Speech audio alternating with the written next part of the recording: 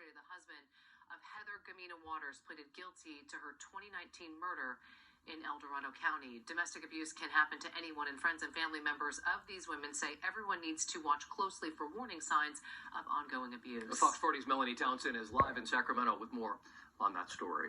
Melanie. Eric and Nikki, Holly Smith is a close family friend of Heather Gamina Waters' mother, Joanna. She says she was there offering support, as well as family and friends and the detectives working this case yesterday inside the courtroom.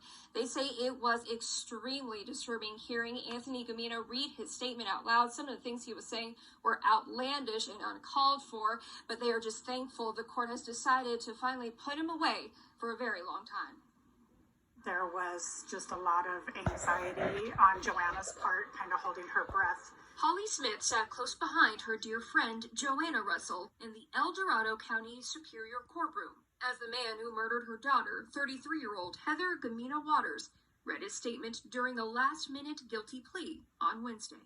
He made it basically all about himself, and again, trying to shame Heather or make Heather look like the bad person. Smith, who has known Heather since she was a baby, says she would often hear about her and Anthony's abusive relationship that went on for years. Heather was completely in love with him, and but he was just very abusive the whole time and very jealous. Heather's a pretty tough girl, so but she just like a lot of victims, just didn't get out.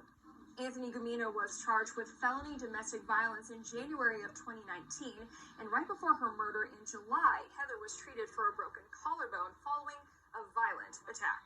He showed he has no remorse. He showed that he's blaming the victim, so he truly is an abuser. After seeing a rise in the frequency and intensity of abuse cases, the family's attorney says there needs to be more education in recognizing signs of abuse and more follow-through by local law enforcement on domestic and family violence restraining orders. It's just a piece of paper, and a piece of paper is not going to stop him or her from coming and killing you or harming you. While there were no restraining orders filed in Heather's case, Summers believes one thing did happen. She stayed to protect her family, to protect her children. Gamina is currently facing 30 years to life behind bars. His sentencing will be carried out in September of this year.